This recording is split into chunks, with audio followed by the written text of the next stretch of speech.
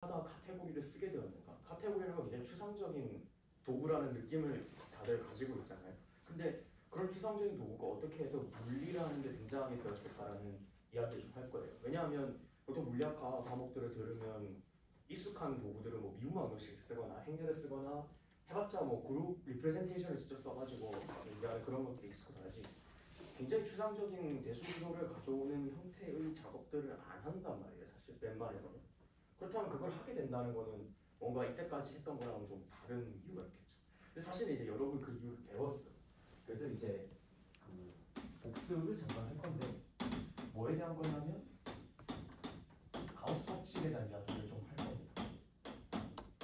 근데 가우스 법칙이 뭔지를 이제 다시 한번 떠올리고 세미나에 와주세요라고 해놓긴 했어요.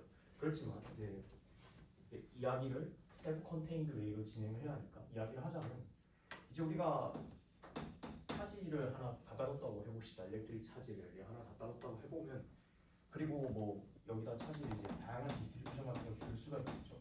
그러면 가우스로가 말을 하는 거는 제가 이거를 감싸는 어떤 폐곡면을 잡아요. 그럼 그 폐곡면 위에서 전기장을 우리가 접근을 하면 얘는 정확하게 안에 있는 토탈 차지에 대한 정보를 주고 그 이외에 그러니까 정확하게 이 모양이나 이런 거랑 아무 상관없이 항상 토탈 차지에 대한 정보를 준다는 게 이미 우리가 일반 물리 때 배웠던 내용이에요. 사실 생각해보면 이 각각의 전하가 만드는 전기장은 쿨러 법칙을 따르고 굉장히 복잡하고 제가 이렇게 지금 단순한 정전화 공부만 그래서 그렇지 이 안에 뭐가 있는지 사실 모를 정도로 복잡하게 돼 있으면 이런 식이 과연 성립을 하는가에 대해서 의문을 가질 수도 있고 마치 우리가 차지를 하나 집어넣으면 정해진 개수의 화살표들이 나오도록 설계되어 있는 것처럼 작동을 한단 말이죠. 그림 잘못 보였어. 마치 정해진 개수의 화살표들이 곡면을 통해서 나오는 것처럼 행동한단 말이죠. 이게 좋은 그림이라고 저는 생각은 안 해요. 근데 오늘 제가 전달하고 싶은 내용을 말을 하기에는 이제 손색이 없는 그림입니다. 무슨 말이냐면 제가 이제 이 곡면의 모양이나 어떤 디테일한 속성이나 여기 안에 전하들이 어떻게 배치되어 있는지랑 상관이 없이 이 안에서 출발을 하는 화살표와 곡면은 무조건 교차를 할 수밖에 없고 교차하는 정의 개수들이 정해져 있어요. 그러니까 이거는 이제 물리학자의 센스에서 토폴로지컬하다고 사람들이 얘기를 할 때 이제 이런 경우를 이야기합니다. 그러니까 수학에서 토폴로지컬하다는 것은 훨씬 더 추상적이고 엄밀한 의미들이 있지만 보통 물리학자들이 토폴로지컬하다는 용어를 들고 온 다음에 보통은 이런 게 됩니다. 지금 뭐냐면 이제 어떤 링크의 개수를 셌을 때 그 링크 개수에만 의존하는 뭔가가 나온다든가 아니면 뭐 좀 더 추상적인 용도로 들어가면 첫 넘버 이런 이제 미분 기하에서 나오는 양들이 등장을 하죠. 근데 어쨌든 여기 같은 경우는 생각보다 단순한 메커니즘입니다. 그러니까 차지들이 마치 정해진 개수의 어떤 다발을 끌고 다니는 것처럼 보이고 그 다발의 개수를 세는 작업이 그냥 이 선적분하는 작업이라는 이야기처럼 보여요. 근데 이제 이게 임플라이하는 굉장히 큰 사항은 뭐냐면 이제 우리가 저런 이제 일상적인 차지 분포와 일상적인 면을 가져와서 얘기를 했는데 가령 우리가 안에 진짜 뭐가 있는지 아무것도 모르는 블랙박스가 있다고 쳐봅시다. 그럼에도 불구하고 우리가 만약에 표면에서 전기장을 특정을 해준다면 표면에서의 전기장 분포를 이제 구해주면 그러면 이제 어떤 얘기를 할 수가 있냐면 이걸로부터 안에 있는 차지가 얼마인지를 구해낼 수가 있겠죠. 이거는 이 안에 어떤 일이 일어나고 있는지 뭐가 어떻게 분포되어 있는지랑 아무 상관없이 우리가 뽑아낼 수 있는 정보입니다. 근데 이런 경우가 어떤 경우도 일어나냐면 가령 우리가 보고 있는 물질들도 다 이런 경우예요. 뭐냐면 제가 이제 이런 칠판 지우개를 가져왔다고 했을 때 이 칠판 지우개 안에 차지가 어떻게 분포해 있는지랑 아무 상관없이 우리는 일단 이 칠판 지우개를 만질 수가 있죠. 이걸 만질 수 있는 이유는 전자기적인 청력 때문이란 말이에요. 그러니까 말을 하자면 이 가우스 법칙 덕분에 우리는 얘 안에서 어떤 일이 일어나는지 디테일을 하나도 모르더라도 얘를 둘러싸고 있는 표면을 하나 잡았을 때 얘의 전자기적 성질에 대해서 이야기를 해줄 수가 있게 돼요. 그러면 이제 그게 어떻게 행동하는지에 대해서도 이야기를 할 수가 있는 거고요. 그런 센스에서 우리가 사실 보고 있는 대부분의 물리학은 이런 법칙 덕분에 작동을 합니다. 즉 우리가 물질이 디테일한 얘 안에 뭐 이제 고리 원자가 몇 개가 들어가 있고 뭐 산화가 얼마나 돼 있고 이런 거랑 전혀 상관없이 우리가 거시적으로 보는 현상들이 상당히 일관적으로 나타나는 거는 우리가 보고 있는 대부분의 현상들은 사실 이런 종류의 법칙에 의존을 하고 있었을 거예요. 즉 우리가 어떤 시스템의 디테일 하나도 모르더라도 그 시스템에 대해서 유의미한 정보를 이제 굉장히 긴 랭스 스케일에서 굉장히 멀리다가 바운더리를 잡아도 알아낼 수가 있다는 거죠. 그러니까 가령 제가 이 평면에 이제 우주 끝까지 쫙 밀어버린다고 해도 어쨌든 우주의 경계를 따라서 자 돌면서 전기장 분포를 측정을 해주면 전하를 구할 수가 있겠다. 이건 이제 이거는 결국 우리가 물리학을 할 때 중요한 게 뭔가에 대해서 상당히 많이 말을 해줍니다. 이제 설명할까? 가우스 법칙만 설명을 했어요. 그러므로 이제 전혀 진도에 걱정을 안 하셔도 돼요.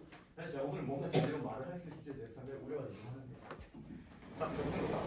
그러니까 말을 하고 싶은 건 뭐냐면 물리학자들이 집중하고 좋아하는 종류의 것들은 이런 겁니다. 물론 이제 고에너지 물리학을 하는 분들은 이제 이거를 산산이 부서가지고 쿼크가 어떻게 돼 있고 전자가 어떻게 돼 있고 이런 걸 얘기를 하고 싶어 하지만요. 이제 물리학의 적어도 80%를 차지하고 있는 고체 물리학자들이 하고 싶어하는 일은 뭐냐면 우리가 굉장히 미시적인 현상에 대해서 아는 게 하나도 없어도 왜 거시적인 현상들이 잘 작동하는가. 그런 센스에서 이제 사람들이 궁금해하기 시작한 게 뭐냐면 이런 가우스 법칙 같이 즉 우리가 어떤 이제 소스가 있고요.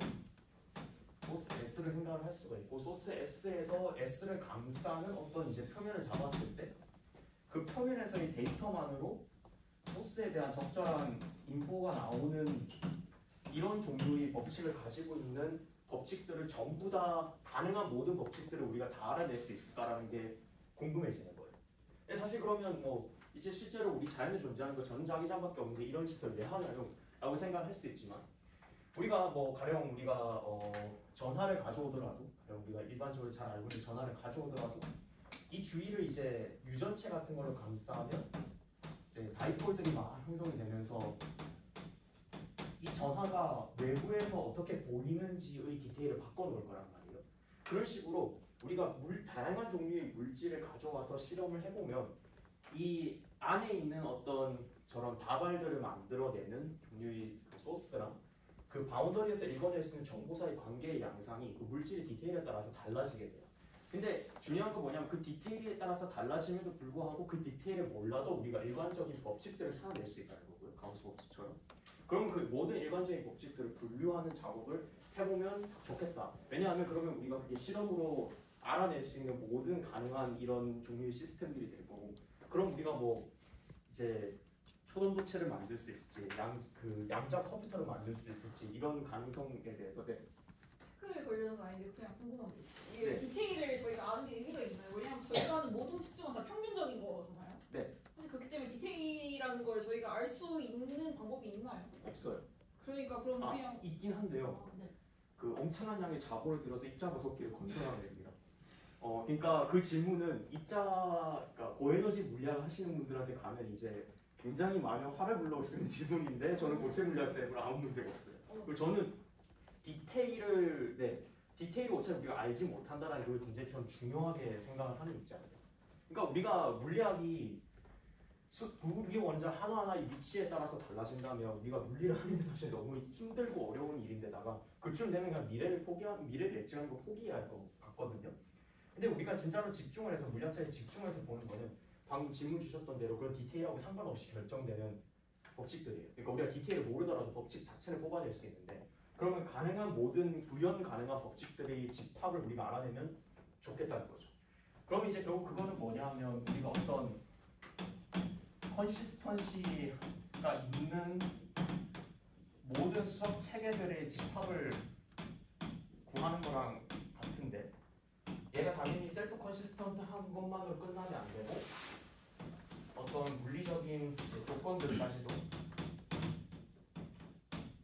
붙여줘야겠죠. 그래서 이런 종류의 거를 이제 부트스트랩이라고 해요.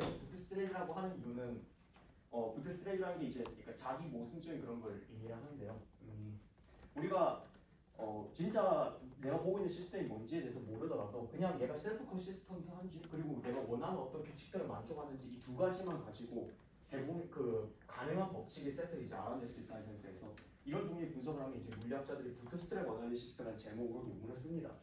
근데 어쨌든 결국 지금 제가 얘기하고 싶은 거는 여기서 얘기한 이제 제가 표면에서 안에 있는 소스들에 대한 정보를 읽어낼 수 있는, 그러니까 정확히는 소스라고 하면 이제 포인트 라이트 한 거예요.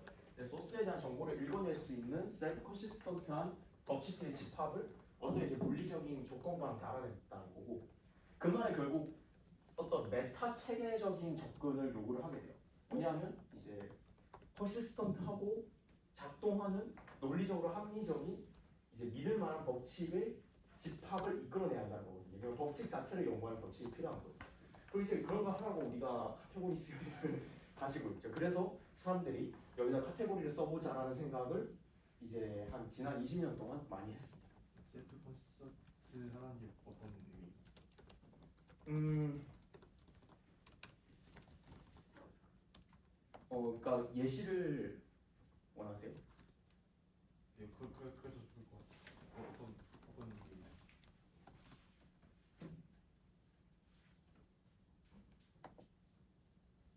그러니까 셀프 컨시스턴트 하지 않은 뭔가를 하면 좋을 것 같은데.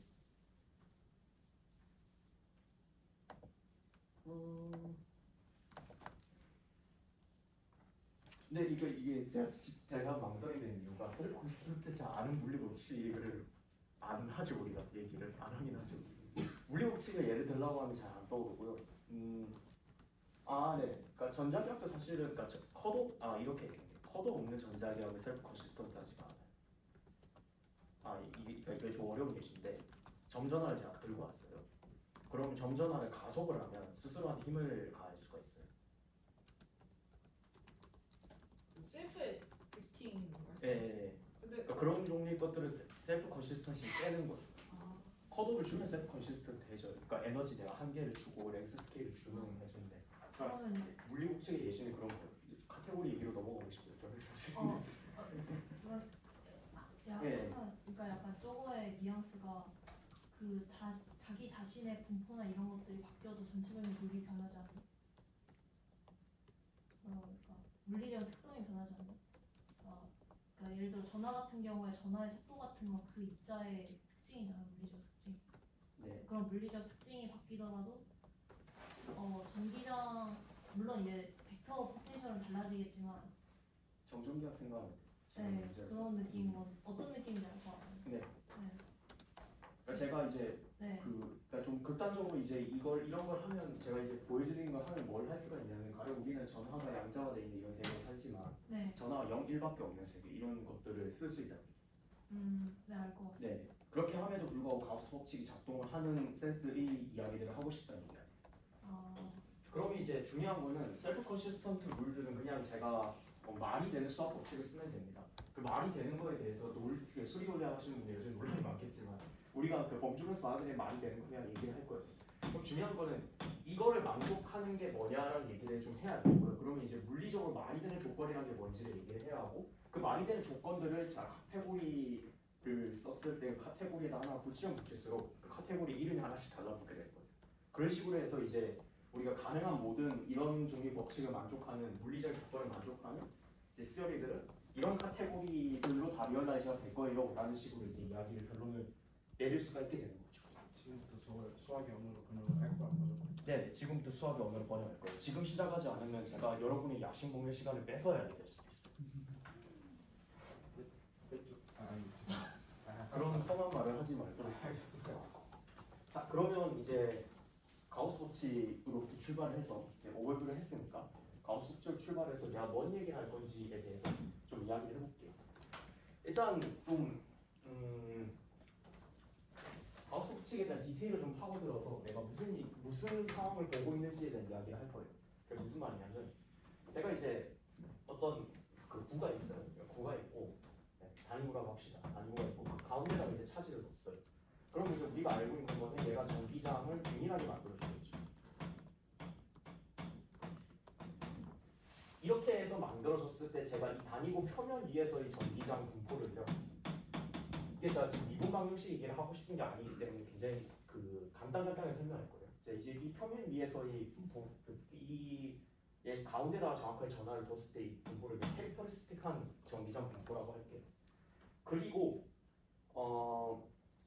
사실 내가 이 안을 모르죠. 이 안을 모르니까 사실 내가 알고 있는 건 뭐냐면 방금 가우스로부터 알아낼 수 있다시피 우리는 이 안의 디테일에 대해서는 모르고 사실 우리가 알고 있는 바운더리 컨디션은 뭐냐면 얘를 이 스피어 위에서 적분을 했을 때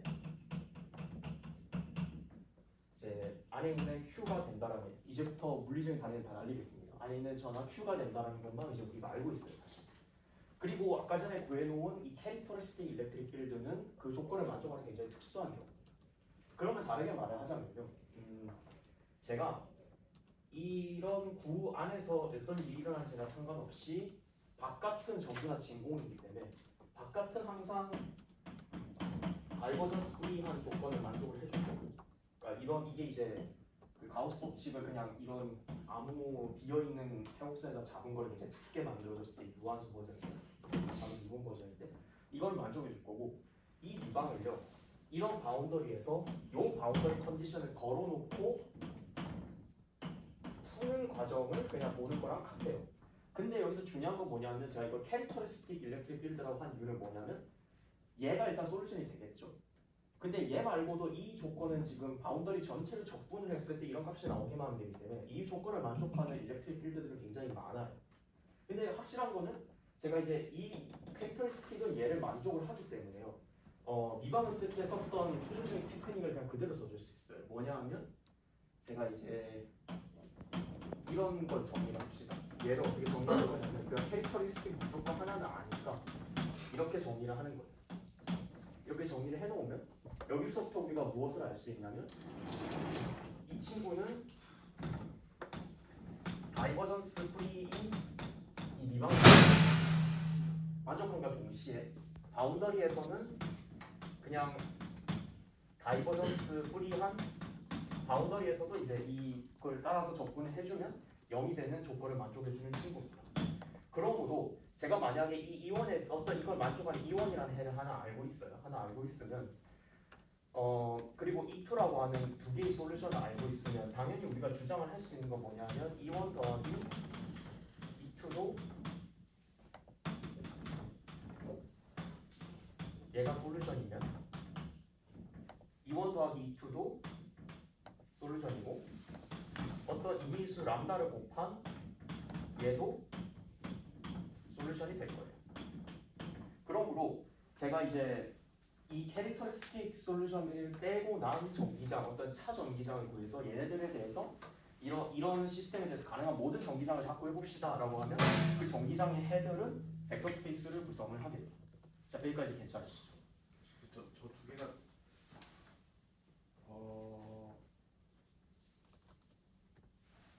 왜냐하면 이 C는 일단 가운데에다가 점전 하나를 가정해서 나온 거니까 이거랑 이거를 다 만족을 하죠.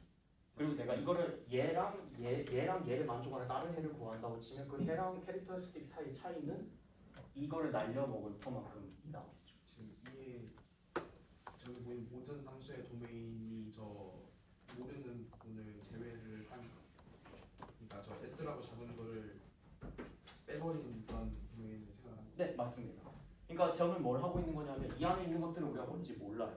그렇기 때문에 우리는 저걸 비워놓고 이 바운더리로서 캐릭터라이즈가 된다고 지금 보고 있는 거예요. 이게 제가 가우스 법칙을 만족하는 물리학 모든 법칙의 집합이라는 게 이렇게 함에도 불구하고 기술 가능한 서로 다른 종류의 전하들을 이제 얘기하고 싶다는 말이에요. 이거를 설명을 좀 모호한데 아까 전에 유진 씨한테 제가 설명을 했듯 제가 지금 보고 있는 거는 뭐 가령 양자화된 전화일 수도 있고 컨티뉴어스한 리얼 넘버 전화일 수도 있지만 뭐 가령 0과 1밖에 없는 전화라든가 이런 시스템이 가능해지려면 우리가 법칙이 가요그룹이 가능한가부터 얘기를 하고 그리고 그 법칙이 어떻게 쓰여지는가에 대한 이야기를 하고 싶은 거예요. 자, 그렇게 해서 지금 이제 가우스 법칙에서 출발을 해서 우리가 소스에 대한 디테일을 몰라도 그러니까 소스에 대한 디테일을 모를 때 가능한 모든 해의 집합을 일단 구한 거예요. 왜냐하면 그게 이제 여기 안에 토탈 차지 Q짜리 무엇인가가 있다라고 하는 바운더리에서 알아낼 수 있는 정보만으로 알아낼 수 있는 가능한 모든 가능성들을 모아놓은 거거든요. 그럼 이걸 놓고 우리가 뭘 할 수가 있냐면 차지 Q라고 하는 거리 어떤 스피어 안에 있는 차지 Q라고 하는 거의 데피니션을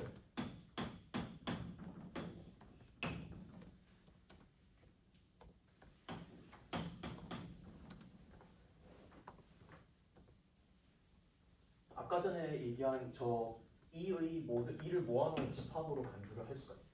E를 모아놓은 집합으로 간주를 할 건데 그러면 이거 같은 경우는 차지에 사실 의존을 안 하잖아요. 나중에 가면 이제 의존하게 되는 경우도 만들 수 있겠지만 일단 지금 의존을 안 하는데 얘가 지금 차지 Q를 가운데다 갖다 놓고 거기에 해당하는 캐릭터리스틱을 지우고 나서 만들었다는 거 아니까 우리가 얘를 이제 차지 Q로 그냥 라벨링을 해줍시다. 이 벡터 스페이스에서. 그러니까 벡터 스페이스 자체는 똑같을지라도 우리가 차지 Q만큼의 캐릭터리스틱을 지웠다라는 작업을 했기 때문에 이 벡터 스페이스는 라벨링이 돼 있는 거예요. 그러니까 얘는 이제 위에서 보인 이거의 핵심이지만 벡터 스페이스. 이게 정정계약에 대한 그런 걸 다 갖다 버리고 저기 정기장형이 있고 저런 걸 만족한다를 말하는 거죠. 근데 정정기이죠 사실. 그러니까 알겠습니다. 네.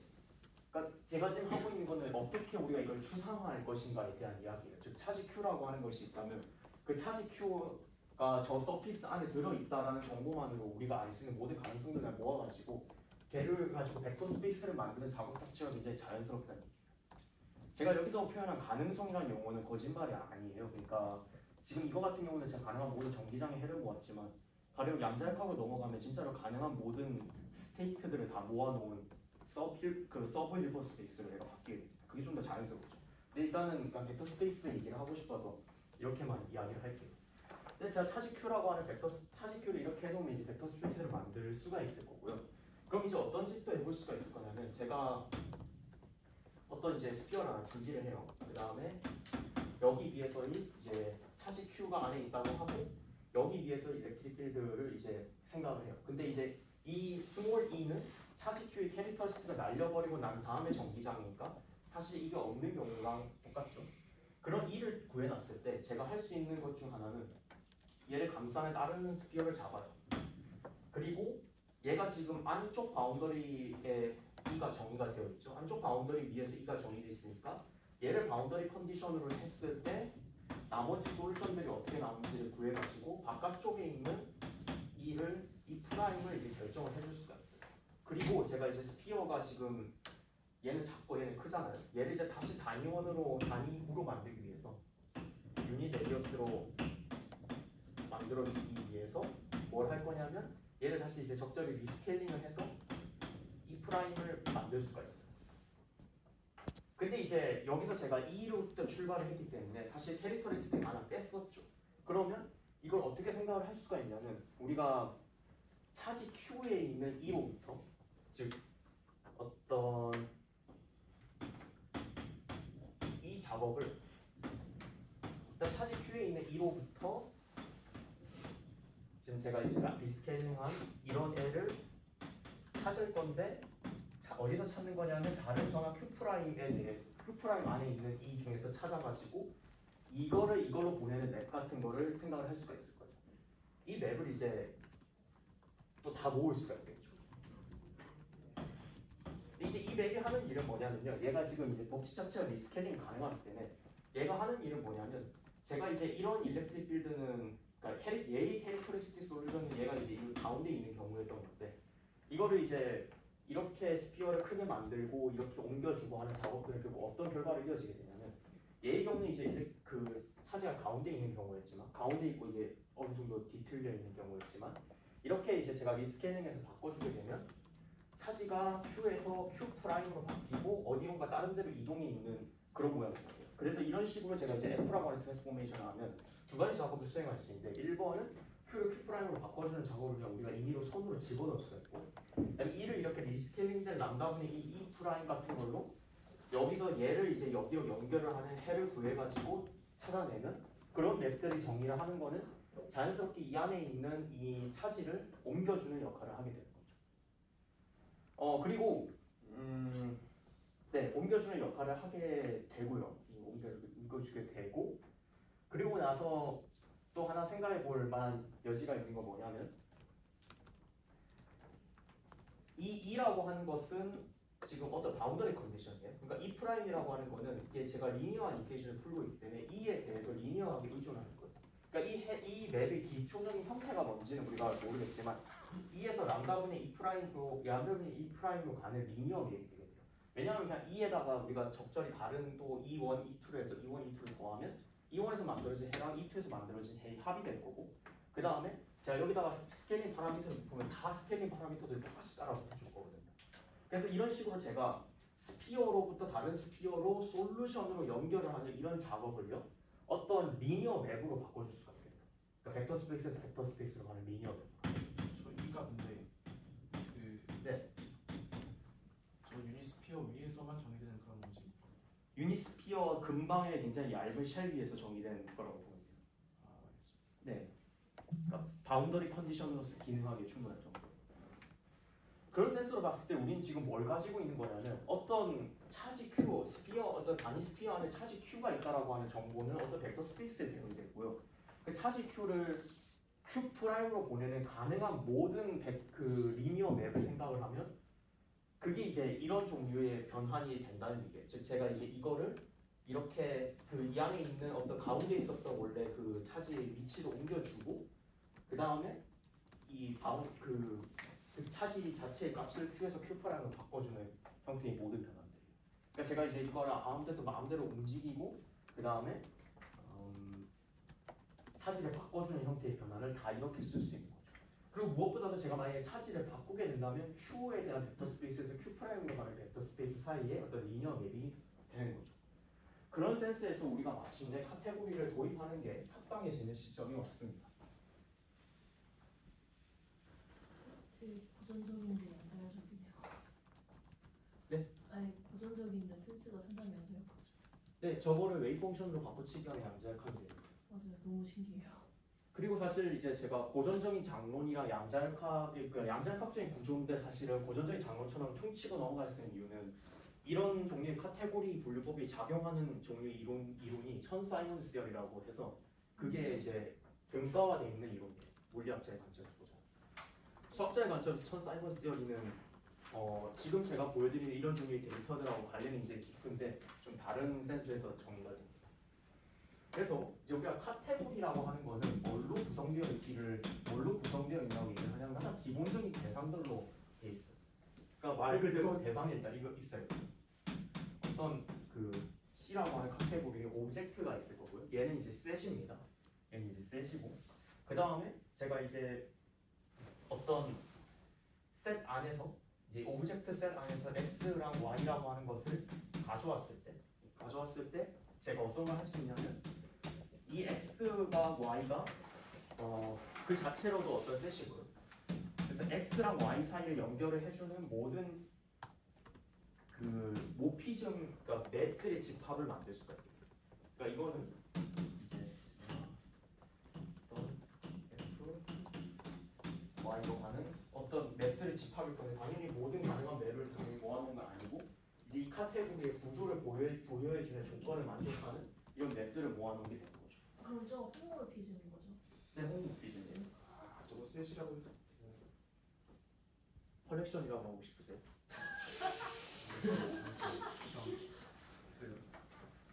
그리고 이제 이게 사실 집합 기호를 해서 이 모피즘들이 합성을 써야 하지만 귀찮음으로